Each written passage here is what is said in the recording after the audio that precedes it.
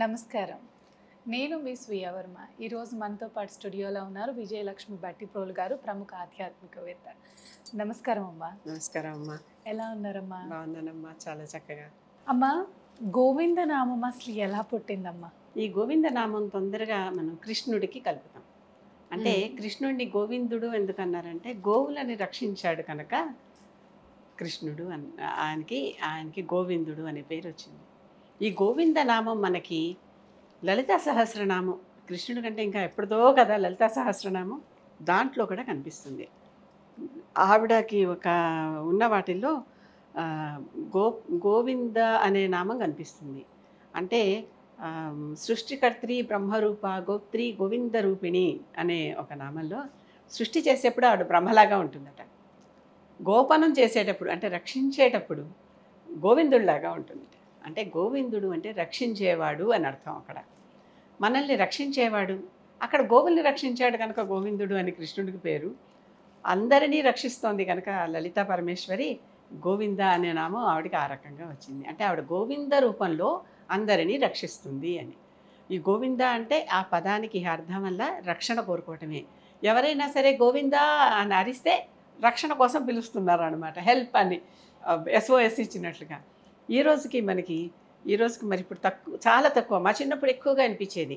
తిరుమల క్యూలలో వెళ్తూ ఉంటే గోవింద గోవింద నడుస్తుండేవాళ్ళు. అందరూ చేతులు రెండు పైకెత్తేసి చేతులు రెండు పైకెత్తడం కూడా రక్షణ కోసం కోరుకునే ఒక సూచన అనమాట అది.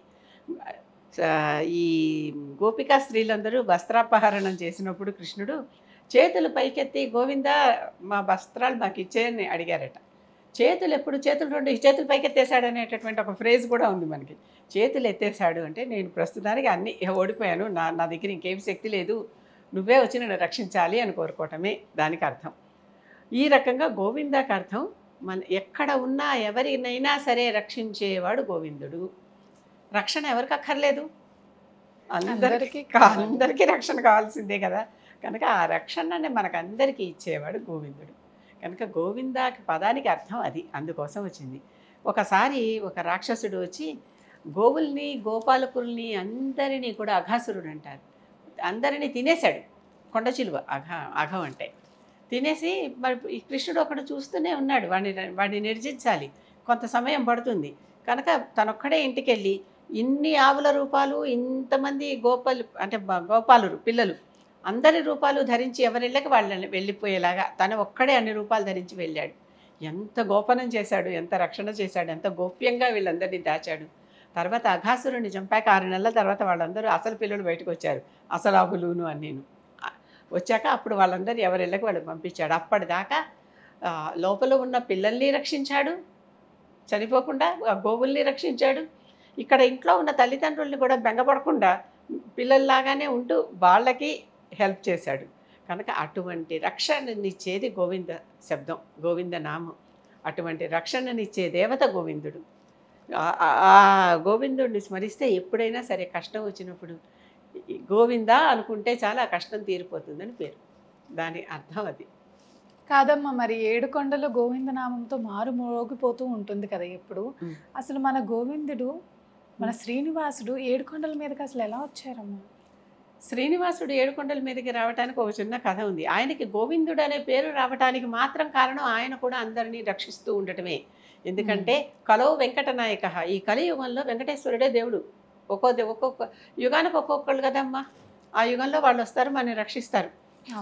అలాగే ఈసారి ప్రస్తుతానికి మనకి వెంకటేశ్వరుడే మన కలియుగ దేవుడు కనుక, కలియుగ దేవుడు కనుక ఆయనకి గోవిందుడు అనే పేరు ఈసారి ఆయనకి వచ్చేసింది అనమాట.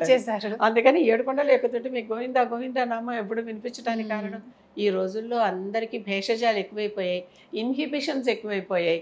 గోవింద అంటలేదమ్మా, I'm sorry to tell you this, కానీ దిస్ ఈస్ ఎ ఫ్యాక్ట్.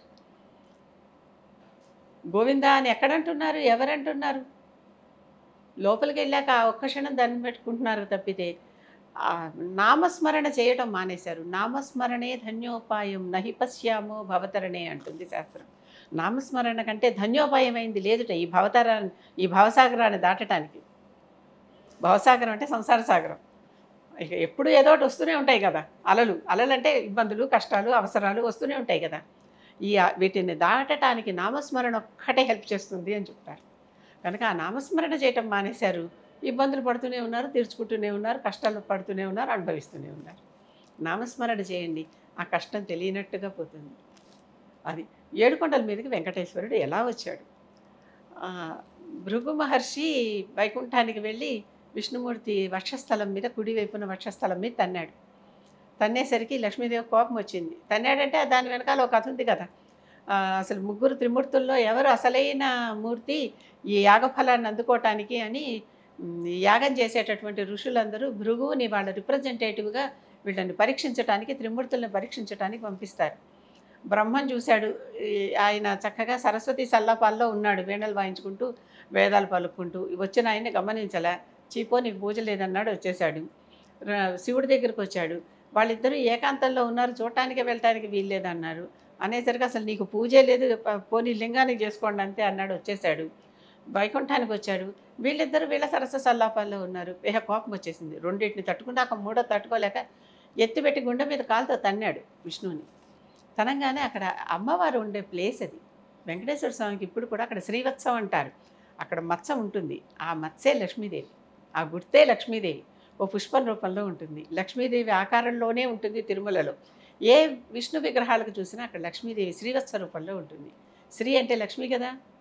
ఆవిడ కోపించి వచ్చేసింది. నన్ను తనితే నువ్వు ఊరుకున్నావు, నా ప్లేస్లో తన్నాడు, నేనుండి కూర్చునే స్థలంలో నువ్వేం అనలేదు ఆ భృగువుని అని కోపించి లక్ష్మి వదిలేసి వచ్చేసింది. లక్ష్మి వదిలేసాక శ్రీ లేని శ్రీనివాసుడు అయిపోయాడు ఈయన. వచ్చేసి ఆవిడని ఎత్తుక్కుంటూ వచ్చాడు. ఆవిడేమో వెళ్ళి ఎక్కడో కరవీరపురంలో కూర్చుని అక్కడ తపస్సు చేసుకుంటూ ఉండిపోయింది. అదే కొల్హాపూర్ ఇప్పుడు ప్రస్తుతం. అక్కడ చేసుకుంటూ ఉండిపోయింది. ఈయన మాత్రం వెతుక్కుంటూ వచ్చి మొట్టమొదట మన కడపకి వచ్చాడమ్మా. కడప అనే పేరు, కడప అంటే గడప అంటారు తెలుసు కదా, ఇంటి గడపలు. గడప పేరే కడప. కా తర్వాత గా వచ్చిందనమాట. వీటిని తెలుగులో ప్రకృతి వికృతులు అంటారు. ప్రకృతి అంటే కడప. మొత్తం తిరుమల ఆలయానికి ఇది కడప. అసలు కడప పేరు మార్చకూడదు, దేవుడి కడప అంటారు, అందుకే దాన్ని. ఆ ఊరిలో ఎక్కడైతే ఈ ఆలయం ఉందో ఆ ఆలయం ఉన్న ప్రాంతాన్ని దేవుని కడప అంటారు. ఆ దేవుడి గడప అనమాట ఇది. ఇక్కడి నుంచి ఆయన ముందర ఇక్కడ దిగి ఇక్కడి నుంచి నడుచుకుంటూ వెళ్ళి ఆ కొండలన్నీ ఎక్కి అక్కడ శిలాతోరణం అని ఉంటుంది. ఆ శిలాతోరణం దగ్గర మొట్టమొదటిసారి ఆయన పాదాలు, హస్తాలు అన్నీ పెట్టాడు అక్కడ. ఆయన గుర్తులు ఇప్పటికీ ఫాజిలైజ్ అయిపోయి ఉన్నాయి. ఆ ఒకప్పుడు మేము దగ్గరికి వెళ్ళి తాకాం కొన్నేళ్ల క్రితం. ఇప్పుడు ముట్టుకొని ఇవ్వటం లేదు, పాడైపోతున్నాయనో ఏమో. చుట్టూ కంచె వేసేసి దూరం నుంచే చూడమంటున్నారు. ఆయన స్వహస్తాలతో ఆయన వెళ్ళి అక్కడ నిలిచిన కాళ్ళు, పెట్టిన చేతులు, ధరించిన ఆయుధాలు, శంఖచక్రాలు అన్నీ ఉంటాయమ్మా అక్కడ. ఫాజిలైజ్ అయిపోయి ఉన్నాయి. దేవుని కడప నుంచి తిరుమల దాకా వెళ్ళి ఫస్ట్ అక్కడ దిగి కొండ మీద ఈ దారి పొడుగుతా ఈ దారి నుంచే అన్నమయ్య కూడా వెళ్ళాడు మళ్ళీ. అదే వెంకటేశ్వరుడు ఏ దారిలో వెళ్ళాడో ఈయన ఆ దారిలోనే వెళ్ళాడు. వెళ్ళి వెంకటేశ్వరుడు అనే పేరు కూడా అందుకే వచ్చింది. వేం అంటే పాపాలని, కట అంటే హరించేది. పాపాలని హరించే దేవుడు కనుక ఆయనకి వెంకటేశ్వరుడు అని పేరు. ఈ పైన వెళ్ళి చేరింది. ఆ రకంగా లక్ష్మీదేవిని వెతుక్కుంటూ లక్ష్మీ లక్ష్మీ లక్ష్మీ అని వెతుక్కుంటూ అక్కడికి చేరాడు. అక్కడ కూర్చొని తపస్సు చేసుకున్నాడు.